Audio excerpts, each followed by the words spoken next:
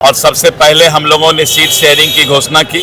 आज शाम से उम्मीदवार की घोषणा शुरू करेंगे। जीतन राम मांझी जी ने कहा है कि प्रधानमंत्री जी के नेतृत्व में हम लोग अटूट और एकजुट होकर के चुनाव में जाएंगे। तो एनडीए के पांचों पांडव की वापसी जो है पटना की धरती पर हो चुकी है। कल दिल्ली में तमाम एनडीए घटक दल के बड़े नेता थे और कल जो है सीट शेयरिंग को लेकर एक बड़ा फैसला हो गया, यानी तमाम घटक दलों को उनके अनुसार सीट मिल गई और उसके बाद जो है तमाम बड़े चेहरे पटना वापसी करते हैं, पटना पहुंचते हैं। मंगल पांडे, संजय झा, दिलीप जायसवाल और दिलीप जायसवाल से जब तमाम पहलुओं को लेकर मीडिया से रूबरू होते हैं और मीडिया से बातें करते हैं तो वो क्या कुछ कहते हैं, पहले वो आपको सुनाते हैं।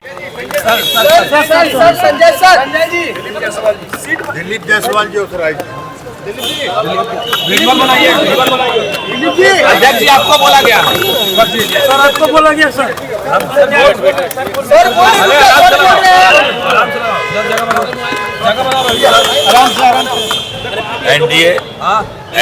एनडीए गठबंधन एनडीए गठबंधन ने अपना सीट शेयरिंग की घोषणा कर दी है। मैं बहुत पहले से कह रहा था कि हम पांच पांडव चट्टानी एकता के साथ विधानसभा के चुनाव में जाएंगे और सबसे पहले हम लोगों ने सीट शेयरिंग की घोषणा की और अब हम लोग जो है आज शाम से उम्मीदवार की घोषणा शुरू करेंगे। आज सर उपेंद्र कुशवाहा और जीतन राम मांझी का एक बयान आया है। जीतन राम मांझी कह रहे हैं कहीं ना कहीं नुकसान उठाना होगा एनडीए को। ऐसी बात नहीं है।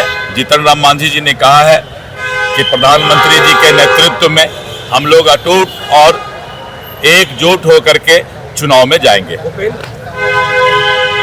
तो आपने सुना कि दिलीप जायसवाल ने कह दिया कि अब एनडीए में सब कुछ ठीक चल रहा है और हमने ही सबसे पहले सीट शेयरिंग पर जो है घोषणा की है। और उन्होंने ये भी बड़ा एक बयान दे दिया है कि आज शाम तक जो है वो कैंडिडेट का भी घोषणा करना जो बीजेपी है वो शुरू कर देगी। और साथ ही जीतन राम मांझी को लेकर जब सवाल पूछा गया कि क्या जीतन राम मांझी अभी भी नाराज चल रहे हैं तो उन्होंने सीधे इस बात को नकार दिया और ये कहते हुए नजर आए कि जीतन राम मांझी अब सब कुछ सही चल रहा है और जीतन राम मांझी के नेतृत्व में भी यहाँ का चुनाव जो है वो लड़ा जाएगा। लेकिन आपको बता दें कि जीतन राम मांझी 15 सीट की मांग कर रहे थे, 6 सीट उन्हें दिया गया, यानी समझौता वहां भी करना पड़ा और साथ ही उपेंद्र कुशवाहा को भी 6 सीटें मिली है। जिसके बाद उपेंद्र कुशवाहा की भी जब वापसी हुई थी तो कुछ तस्वीरें सामने आई थी जिसमें ये तस्वीर में ये जाहिर हो रहा था कि जब उपेंद्र कुशवाहा से तमाम पहलुओं को लेकर सवाल पूछा गया तो उपेंद्र कुशवाहा ने तमाम सवालों के जवाब देना मुनासिब नहीं समझा और वो सीधे निकल गए। तो इसका मतलब ये भी हो सकता है कि क्या कुछ अंदर चल रहा है वो तो बात की बातें हैं, वो तो बाद में निकल कर सामने आएगी। लेकिन आपको बता दें कि सब कुछ क्लियर हो चुका है।